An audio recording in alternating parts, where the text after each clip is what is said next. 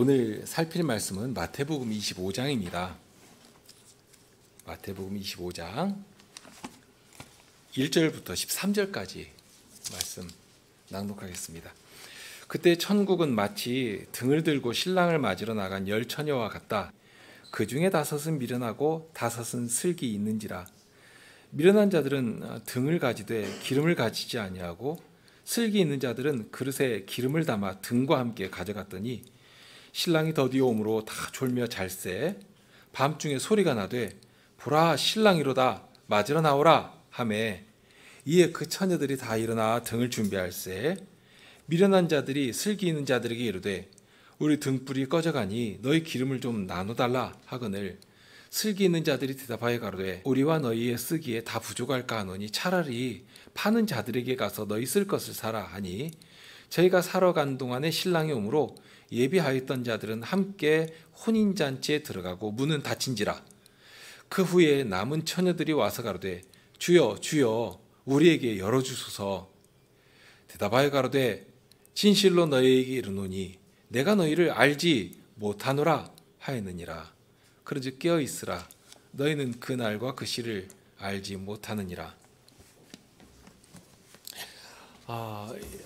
25장 지금 처음 나오는 예수님의 비유의 말씀을 읽었는데요.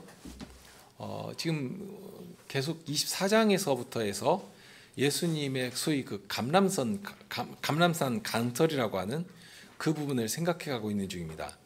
마지막 때에 있게 될 중요한 변화 혹은 사건들에 대해서 이렇게 제자들에게 알려주셔서 제자들이 이 말씀을 듣고 지혜를 얻도록 하십니다.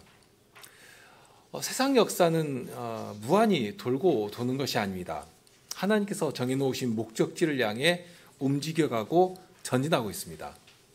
그리고 마침내 하나님께서 정해놓으신 마지막 때가 되면 예수님께서 심판주로 이 땅에 오실 것입니다.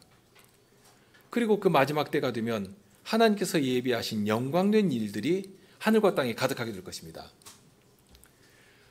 그런 영광된 일을 목적하시고 그 자리에 충성된 주의 백성들이 참여하도록 그렇게 우리에게 요구하시는 주님의 사명이 있고요. 그렇게 예수 그리스도의 이 땅에 남겨두신 남은 고난을 우리 육체에 쌓아가는 자들이 기쁨으로 주님께서 예비하신 그 영광에 참여하는 복을 얻게 될 것입니다. 새하늘과 새 땅이 열리고 하나님의 영광으로 인하여서 태양도 필요 없고 달도 필요 없이 주님의 영광된 빛이 온 땅에 온 하늘에 가득하게 될 것입니다.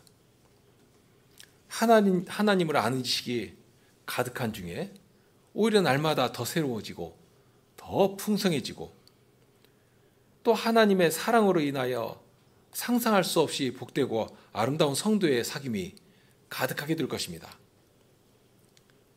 자연 만물까지라도 비틀어지고 악한 것이 전혀 없이 죽음의 기운이라고 하는 것은 그림자도 찾아볼 수가 없이 다 사라지고 하나님의 다스림 앞에 기뻐하며 즐거워하며 하나님의 영광을 높이는 그런 일이 가득하게 될 것입니다. 이사야 선지자를 통해 보여주신 미래의 일이 있지 않습니까? 맹수인 사자도 어린아이에게 끌리고 독사의 굴에 손을 넣어도 해됨이 없는 그렇게 만물까지라도 그리스도의 형상을 이루는 성도의 손길 아래에서 기뻐하고 그 가르침을 따르는 바로 그 복된 자리에 주의 백성들을 추정하시면서 하나님의 영광에 참여하도록 해 주신 것입니다. 지금 그 비밀을 가르쳐주고 계시는데요. 슬기로운 5 처녀와 같이 지혜를 얻고 주님의 부르심에 기꺼이 응답하여 준비하는 자들은 기쁨으로 혼인잔치에 참여하는 영광을 얻게 될 것입니다.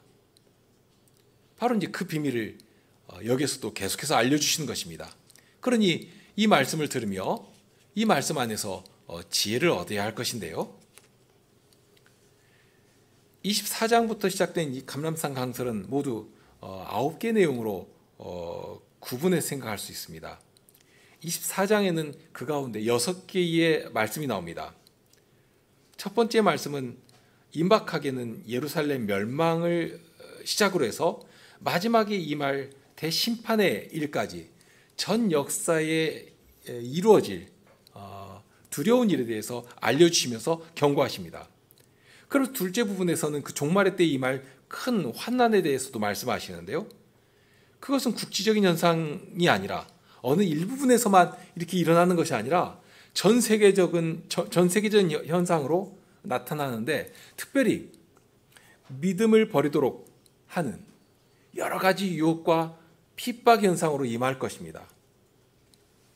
그럴 때 주님의 말씀에서 지혜를 얻은 자들은 즉각 반응하여서 주님께서 예비하신 산으로 피할 것입니다. 그리고 세 번째 내용은 이제 주님께서 하늘로부터 강림하실 때 하늘과 땅에 대격변이 일어날 것을 알려주십니다. 그리고 32절부터는 이제 네 번째 내용이 나오는데, 무화과 나무의 비유를 통해서 지혜를 얻으라고 하십니다. 마지막 때는 전혀 알지 못하게 그냥 갑자기 오는 것이 아닙니다. 시대적 징조가 있고요. 또 주님께서 말씀하신 것이 있지 않습니까? 지혜로운 자는 이 시대적 흐름을 분별하면서 그때를 가늠하며 준비할 수 있게 됩니다. 그러니까 긴장하면서 준비하도록 하시는 것이죠. 이어서 나오는 것은 노아의 때에 대한 말씀이 나오고요. 그리고 이어서 충성되고 지혜로운 종에 대한 비유가 이어집니다. 그런 다음에 이제 오늘 읽은 부분을 시작으로 해서 25장에는 모두 3개의 비유가 담겨 있습니다. 그러니까 이 비유는 24장 내용과 이렇게 연결해서 생각할 수 있어야 할 것인데요. 이미 24장에서 말씀하신 것으로도 지혜를 얻고 지혜롭게 살아야 할 것이지만, 더불어서 이 비유를 계속 말씀하신 것은 이 제자들이 지금 예수님 앞에 귀를 정말 쫑긋 세우고 예수님의 음성을 듣는 이 제자들이 믿음 안에서 지혜로운 사람으로, 그러니까 주님께서 다시 오실 일에 대해서 아주 기쁨으로 예비하도록 하시는 것입니다. 그렇게 이제 3개의 비유를 연거푸 알려주시는데요. 그런데 이 비유를 우리 읽을 때 우리가 주의할 것들은 있습니다. 먼저 늘 이렇게 크게 그릇되게 생각하는 것이, 이 비유가 가리키는 중심 주제를 바라봐야 합니다. 자칫 과도하게 우리의 경험이나 다른 말씀을 여기에 이렇게 접붙여 가지고 우리에게 감동이 된다고 해서 무리한 해석을 하는, 또는 필요한 이상의 내용을 덧붙여서는 안 됩니다. 지금 열천의 비유를 지금 읽었는데요. 거기에는 몇 가지 표상이 이렇게 두드러집니다. 등이 나오고요, 불이 나오고, 거기에 준비하는 기름이 나옵니다. 자, 그러면 이런 표상 하나하나에 따로따로 과도한 의미를 부여해가지고, 특히 이제 기름은 믿음에 대입시키거나, 또 거기서 나오는 불은 이건 신앙의 열매다, 열정적인 신앙의 태도다 하는 식으로, 그러면서 이제 더 극단적인 것으로는 이 성신의 불을 의미하는 것이다, 그러니 성신의 불을 꺼뜨려서는 안 된다 하는, 이런 식으로 이제 과한 해석을 하는 일도 많은 것인데요. 이제 그러한 것들을 우리가 주의해야 할 것입니다. 먼저 겉으로 이제 분명하게 이렇게 딱 드러나는 이미지를 보면, 여기에 이제 10명의 처녀가 나옵니다. 처녀가 나오는데 그것이 무엇과 같은 것인가? 천국 마치 등을 들고 신랑을 맞으러 나간 10처녀와 같다 하고 알려주십니다. 그러니까 천국의 비밀에 대한 말씀인데요. 그런데 무엇인가 하면 신랑을 맞으러 나간 10처녀에 비유할 수 있다는 것입니다. 그러면서 이 처녀들이 해야 할 중요한 임무도 여기 함께 담아내고 있습니다. 이 처녀들이 해야 할 중요한 임무가 무엇인가 하면, 그것은 신랑을 맞는 것입니다. 다만 이 처녀들은 신부로서 신랑을 맞는 것은 아니죠. 들러리입니다. 신랑이 오는 일에 대해서 굉장히 축하하고 기뻐하면서 같이 잔치에 들어가는, 그런데 이 10명의 그 처녀들이 있는데요. 그런데 그 5명이 차이가 발생합니다. 한 부류 5명은 준비를 잘 하고 있습니다. 그 준비라고 하는 것은 다른 것이 아니라 등을 가지고 있고요. 그런데 등만 가지고 있는 것이 아니라 등을 계속해서 밝힐 수 있도록 기름을 따로 준비해 놓은 것입니다. 반면에 또 한 부류 5명은 등은 준비해 놨는데 계속해서 불을 밝힐 기름을 따로 준비해 놓지 않은 것입니다. 그러니까 한 부류는 준비해 놓았고요, 한 부류는 준비하지 않은 것입니다. 이 5에 대해서 슬기 있다 또는 미련하다 하고 이렇게 분리해서 구분해서 말씀하십니다. 슬기 있다고 했는데 이 슬기라는 말이 24장에도 보면 동일한 단어가 나오는데 45절에 보면 충성되고 지혜 있는 종이라 하는 말이 나오죠. 거기에 지혜로운 종이라, 그러니까 실은 이게 같은 단어거든요. 그럼 여기 5은 미련하다 할 수 있고 또 5은 지혜로운 자라 하고 바꿔서 말할 수도 있습니다. 자, 그러면 이제 미련한 자라 했는데 미련한 것이 무엇 때문에 미련한 것인가? 다른 이유는 없습니다. 이유가 딱 하나인데요. 등은 준비되어 있는데 불을 밝힐 기름은 준비하고 있지 않은 것입니다. 반면에 지혜로운 자는 등이 있고 기름도 함께 준비하고 있습니다. 말씀드린 것처럼 여기에서 이제 주의할 것은 이 등은 무엇을 가리키고 또 기름은 무엇이고 불은 어떤 것을 의미한다. 이것을 자칫 과도하게 끌어당겨서 해석할 일은 없습니다. 그렇게 하면 중심 주제에서 벗어나는 이상한 해석을 하게 되거든요. 자, 장면은 그렇습니다. 지금 이 여인들은, 처녀들은 등을 준비해서 나가서 신랑을 맞이하고 있는데요. 그런데 신랑이 자기들이 생각한 것보다 늦게 옵니다. 늦더라도 도무지 생각할 수 없는 그런 아주 늦은 때가 아니라 적어도 이 지혜로운 여인이 준비한 기름으로 충분히 예비할 수 있는 그런 시간에는 오실 것입니다. 그러니까 지혜로운 자가 미리 알고 준비할 정도의 시간 안에 오신다 하는 것입니다. 다만 이제 여기에 이 신랑을 맞는 이 장면을 보면 지금 한밤중에 신랑이 오는데요. 우리 결혼 풍습으로 생각하면 좀 어색한 장면이기도 합니다. 우리는 주로 이렇게 한낮에 하지 않습니까? 점심을 기준으로 해가지고 이렇게 하는데, 그러나 이제 고대 근동 지역에서는 이렇게 밤중에 결혼식을 하는 일이 많았다고 합니다. 그리고 결혼식을 할 때에 이 신부의 친구들이 들러리로 나가서 신랑을 맞이하는 일이 있게 되는데요. 그러니까 신부의 친구들이 함께 기뻐하면서 신부와 함께 신랑을 맞도록 하는 것입니다. 그리고 여기 보면 신랑이 이제 신부를 데리고 오는 것인지 혹은 자기가 혼자서 와서 신부에게로 가는 것인지 뭐 구체적인 장면은 그려지지는 않습니다. 그러면서 예수님께서 이 신랑과 신부에 대한 비유를, 또는 사도들도 이러한 그 비유를 자주 말씀하시는데, 특별히 예수님을 신랑으로 말씀하시면서 신부로서 이 교회가 준비하고 있어야 된다, 신부로서 치장하도록 하는 말씀이 있는데, 여기 이제 신부와 신랑이라는 말이 25장에 나온다고 해서 그렇게 신부로서 준비해야 하는 그 교회의 모습을 이 비유에다가 이렇게 직접 묶어가지고 설명을 해버리면 여기에 대한 해석을 바로 할 수가 없게 됩니다. 그러니까 여기에 이제 열처녀는 신랑의 신부가 아닙니다. 우선 신부의 친구들이고요. 이 예식을 준비하고 영화롭게 하고 그리고 함께 이 혼인잔치에 참여해서 그 잔치를 즐거워할 그런 친구들입니다. 그러니 그 나머지의 것, 뭐 신부가 누구인지 또는 이 신부가 어디에 있는지 그것은 굳이 상관할 일은 없습니다. 그런 내용은 이 비유에서는 지금 조명 뒤로 가려놓고 있으니까요.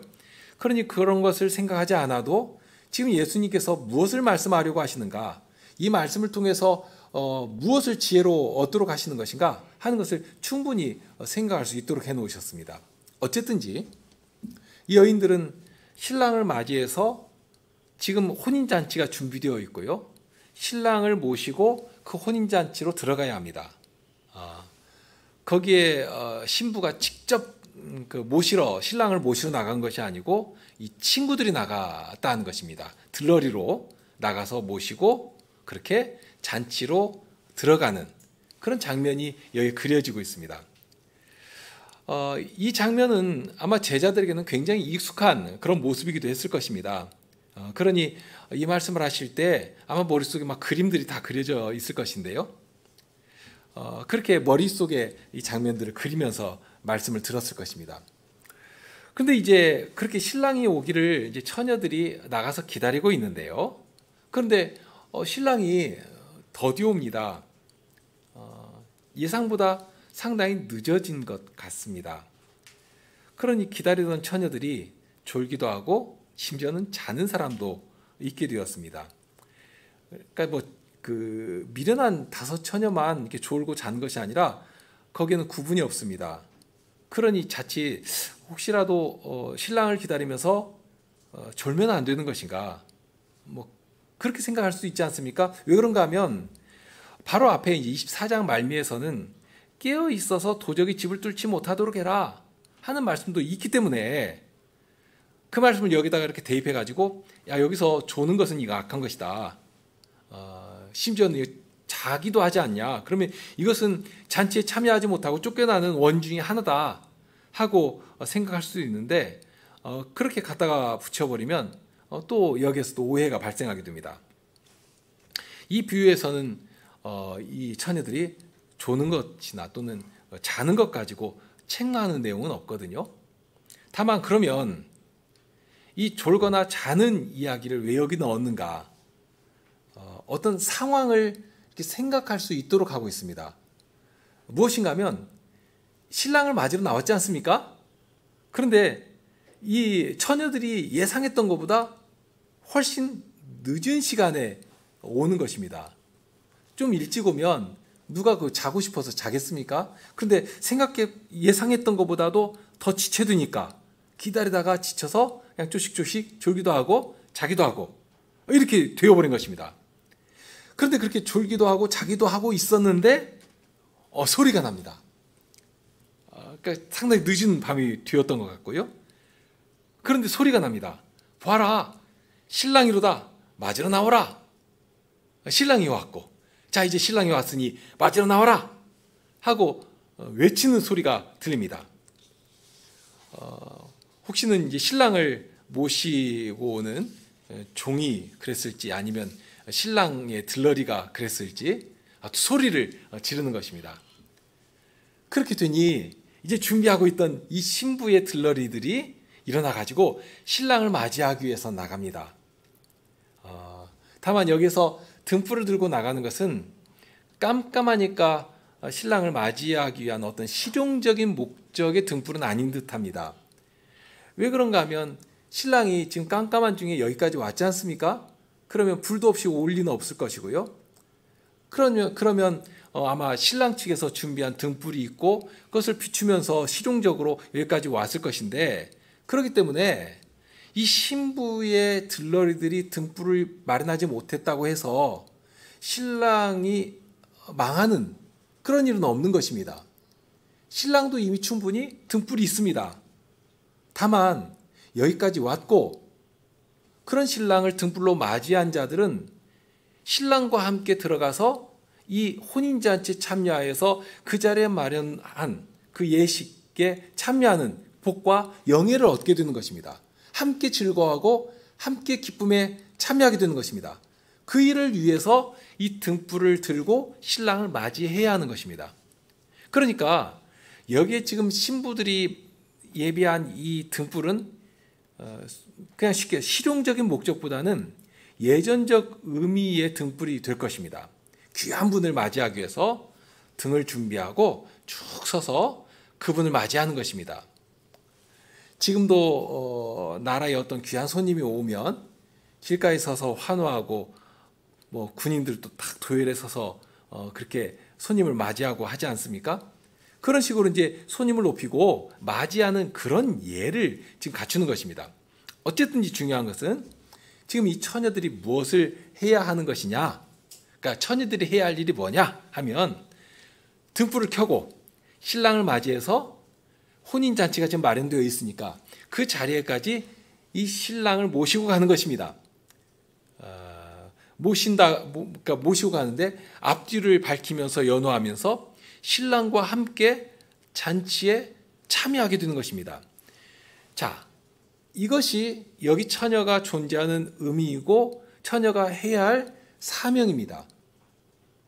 그런데 이제 혼인잔치에 들어가기 위해서는 반드시 신랑과 함께 가야 하고, 그러니 이제 신랑을 맞이할 등불을 준비하고 있어야 하는데, 그런데 신랑이 왔다 하는 소리를 들었을 때에 비로소 거기에 큰 갈림이 일어납니다.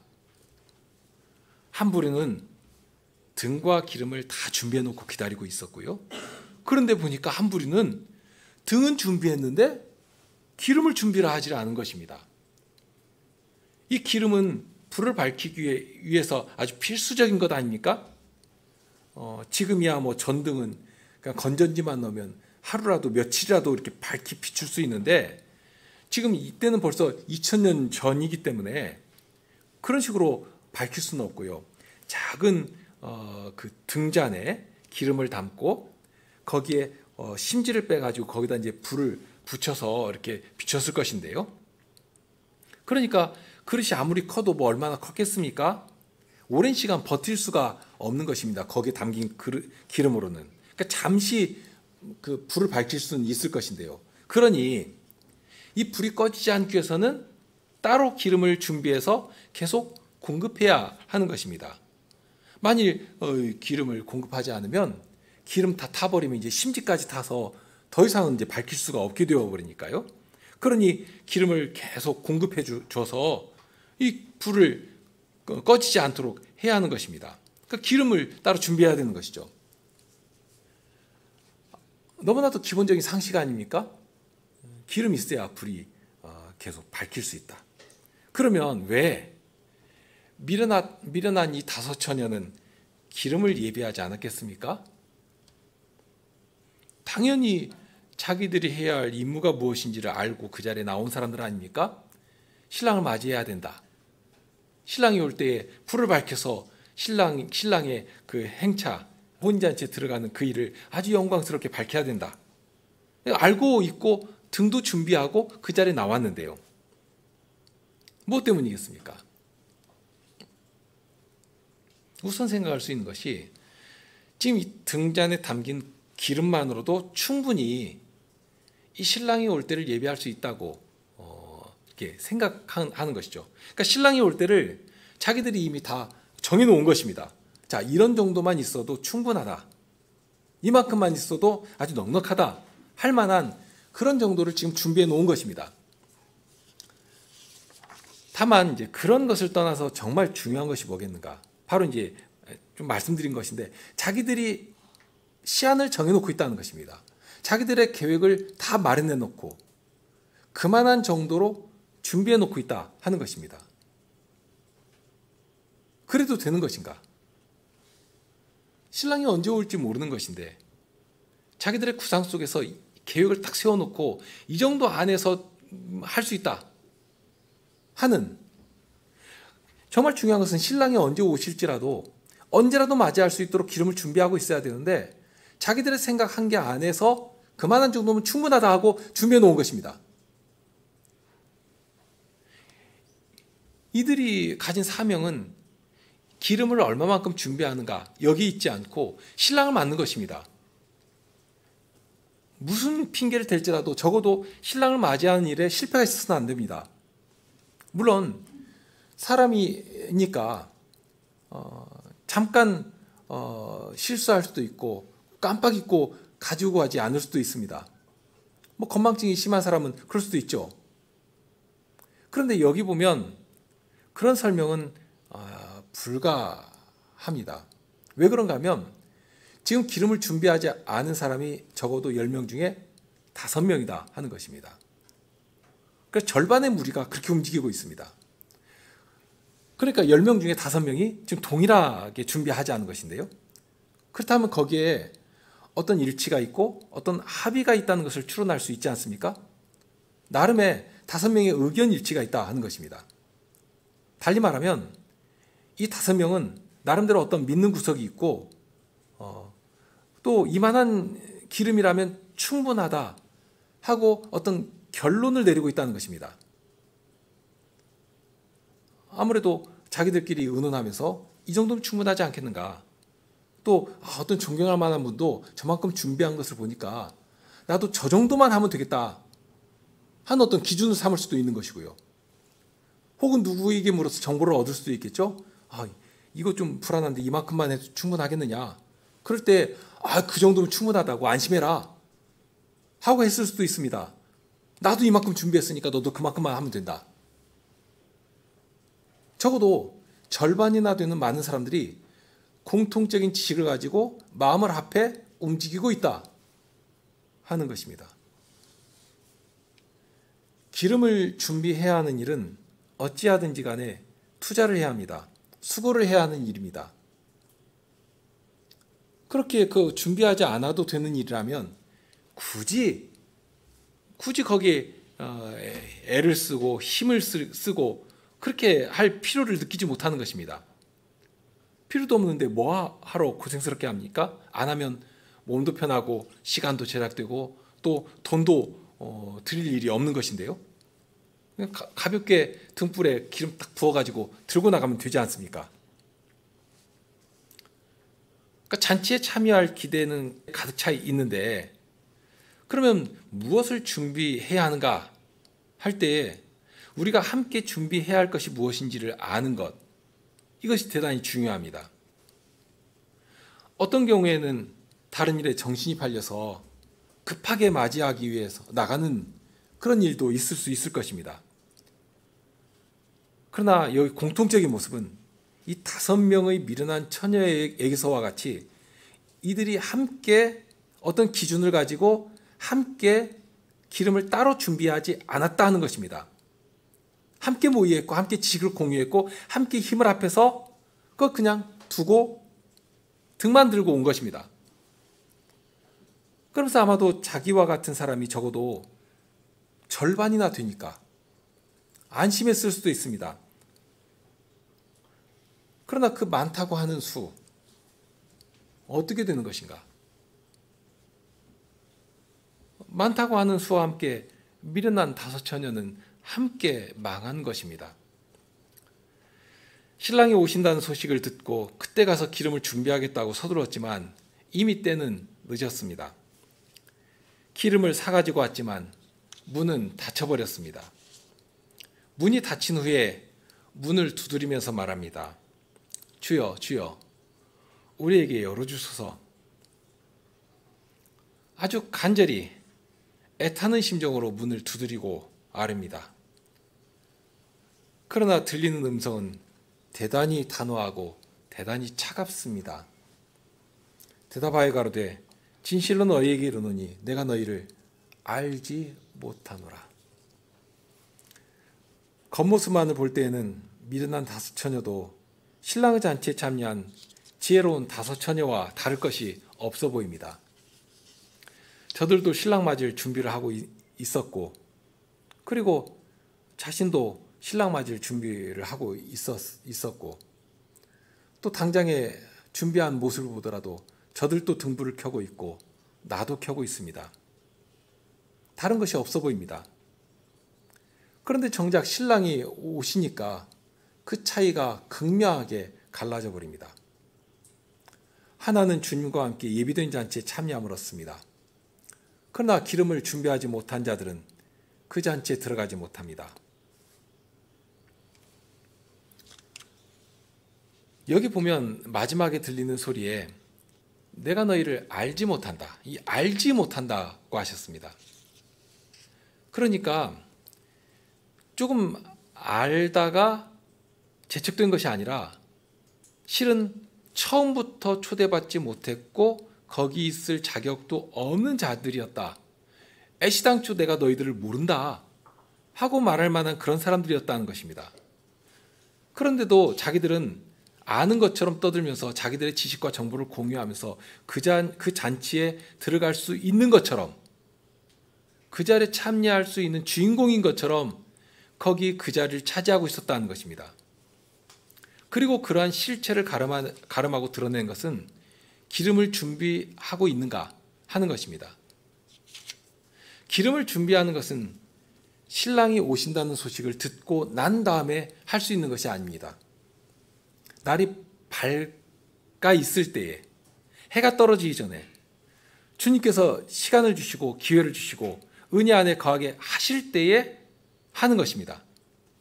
때가 되면 어둠이 찾아옵니다. 그러면 이제 마감이 되고 주님께서 당신 앞에 불러 세우실 것입니다. 그때는 다시 기회가 없습니다. 주님께서 우리를 불러 세우실 때에는 세상 법칙이나 소위 상식이라고 하는 것 또는 내가 계획하고 경영하는 것에 따라서 우리를 부르지 않으십니다. 더욱이는 내가 무엇인가 그럴듯하게 형성해 놓은 성과 위에 그것 아주 썩 훌륭하니까 그것 인정하고 받아주시는 것, 그거 아닙니다. 주님께서는 악인에게나 선인에게 똑같이 해를 비춰주시고 똑같이 비를 내려주십니다.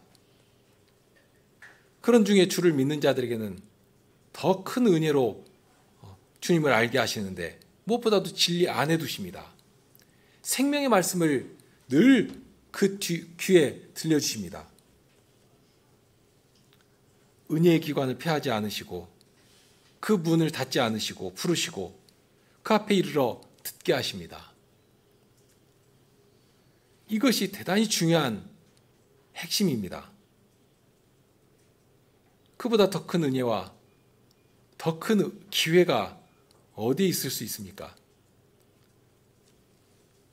사람이 떡으로만 사는 것이 아니고 하나님의 입에서 나오시는 모든 말씀으로 사는 것이다 하는 이 분명한 진리를 오늘 또 우리가 깨닫도록 하시고 맛보며 감사하게 하시는 것입니다.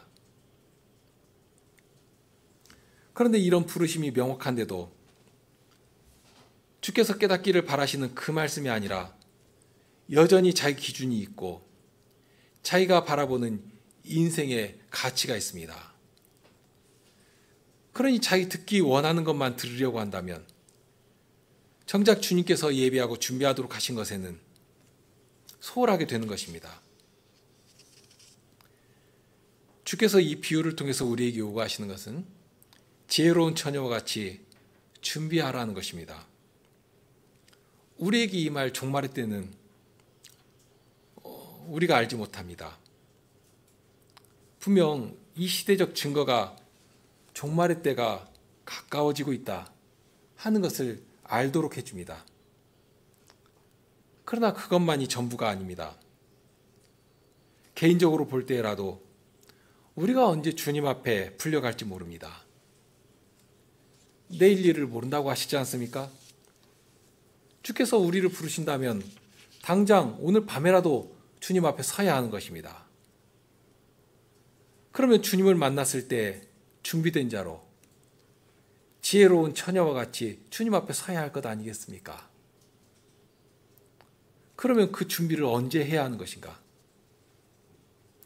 우리 코에 호흡이 붙어 있을 때 해야 하는 것입니다.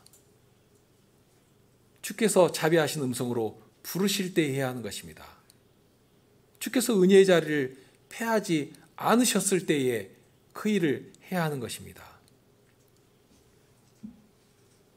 주께서 하늘로부터 다시 오셔서 우리를 불러 세우실 때에도 당연히 준비된 자로 서야 하는 것이지만 개인적으로 불러 주님 앞에 세워놓으실 때에도 준비된 자로 주님 앞에 서야 하는 것입니다.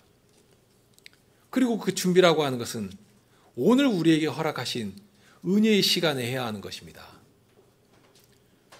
오늘은 당장에 급한 이것부터 하고 이것 조금만 더 한 다음에 준비는 내일부터 하겠다 하고 한다면 그 기한을 지금 누가 정하고 있는 것입니까? 혹은 내가 이 정도는 성취한 다음에 그래서 더 유능한 자리에서 그런 후에 내놓겠다 하고 스스로는 무엇인가 경영해가는 일도 있을 수 있겠지만 그러나 주님께서 오늘 밤에 부르신다면 결국 그런 자는 주님 앞에 준비되지 않은 자로 설 수밖에 없게 될 것입니다. 누가복음 12장에서 하신 말씀이 있죠.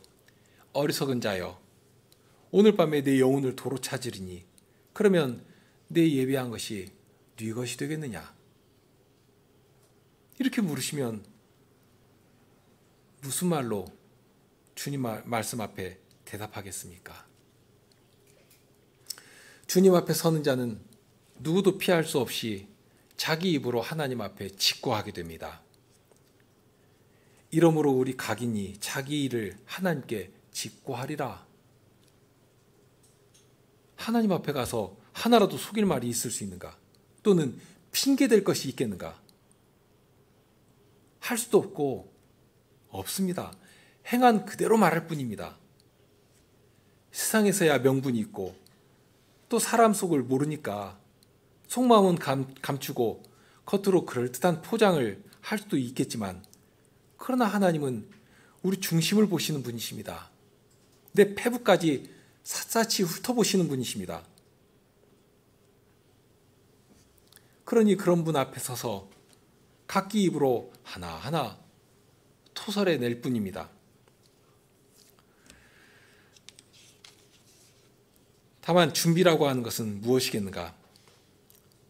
하나님께서는 주의 백성으로 우리 등명을 밝히도록 우리를 이 시대의 빛으로 세워놓으셨습니다. 그것은 개인이 해야 할 일도 되는 것이지만 무엇보다도 교회가 바로 이 시대의 빛으로 등으로 존재하는 것입니다.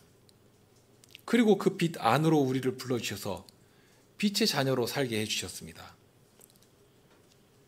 그리할 때 주님께서는 빛의 자녀에게 필요한 은혜, 세상을 비출 교회의 분자로서 우리에게 필요한 모든 은혜를 더하여 주십니다.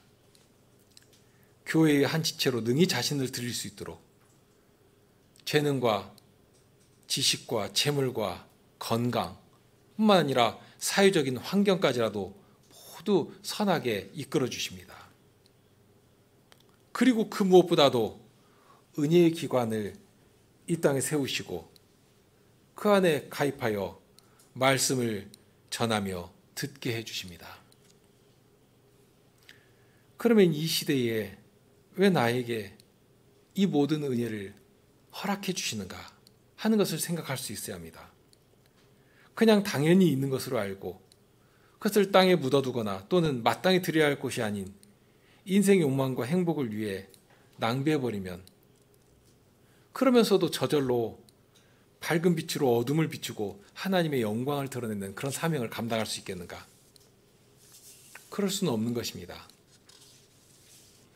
슬기로운 처녀는 자신의 본분을 잘 알았습니다. 그리고 의인의 자리에 서서 슬기로운 처녀들과 함께 신랑 맞을 준비를 했습니다. 언제 오실지라도 준비된 자로 서 있다는 것이 이 슬기로움의 중요한 기준이 됩니다.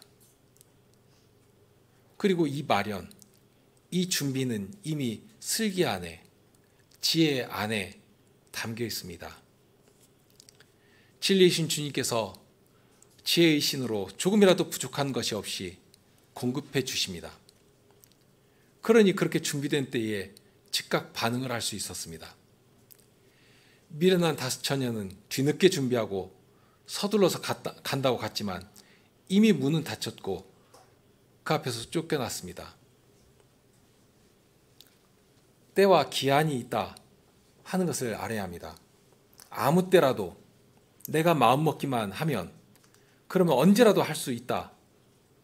것이 아니라는 것입니다. 주님께서 부르실 때가 있고 부르실 때 즉각 응답하지 않는다면 그것은 무의미한 일이 되고 맙니다. 주님께서는 마지막 때에 지혜를 가지도록 말씀으로 우리를 교훈하십니다. 주의해야 할 것은 주님께서는 이미 우리를 부르셨고 슬기를 가지도록 지혜를 주시며 그 은혜 안에 거하도록 해 주셨습니다. 은혜 밖에 있는 자들을 부르시는 것이 아니라 이미 은혜 안에 두시고 그의 자비하신 능력으로 우리를 두르시며 그 안에서 지혜를 얻도록 하시는 것입니다. 주님의 요청에 응답하여 자신을 드리는 자는 내가 주의 것이다 하는 사실을 우리의 말과 행실로 나타낼 수 있을 것입니다. 미련하여 예배하지 않는 자들은 처음부터 주의 것이 아니고 어둠에 속한 자임을 그의 말과 행실로 나타내게 될 것입니다. 이러한 주님의 말씀에서 지혜를 얻으시길 바랍니다. 우리 함께 시편 찬송을 하실까요?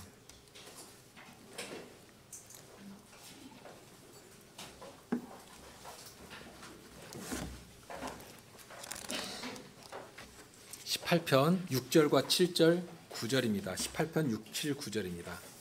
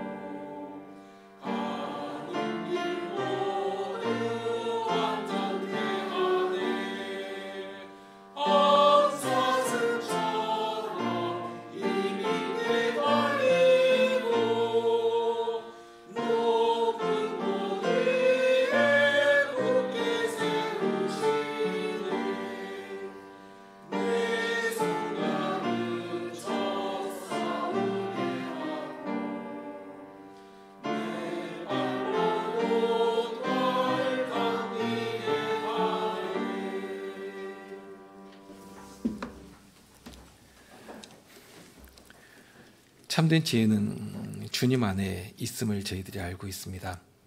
주님께서는 저희를 은혜로 돌보시며 주님의 은혜로 늘 공급받도록 하여 주십니다. 은혜의 기관을 세워주시고 그 안에 거하며 하늘나라의 영광이, 그 능력이 어떠한 것임을 맛보며 누리게 하십니다. 주님의 사랑을, 그 지혜를 공급받은 자들만이 이 땅에서부터 주님의 백성으로 하나님의 사랑을 나타내며 그리스도의 어떠하심을 전하는 자들이 될 것입니다. 과연 준비된 지혜로운 자가 어떠한 것인지, 주님의 이 지혜를 늘 공급받지 않으면, 주님께서 예배하신 일들을 늘 공급받지 않는다면, 그러면 한낱 인생의 악하고 거짓된 것만을 나타내게 될 것입니다. 주님 앞에 늘 준비된 자들로 설 수 있도록 하여 주시고 늘 지혜 안에 거할 수 있도록 주님의 은혜를 사모하는 주의 백성들이 되게 하여 주시옵소서. 우리 주님 예수 그리스도 이름으로 기도드립니다. 아멘.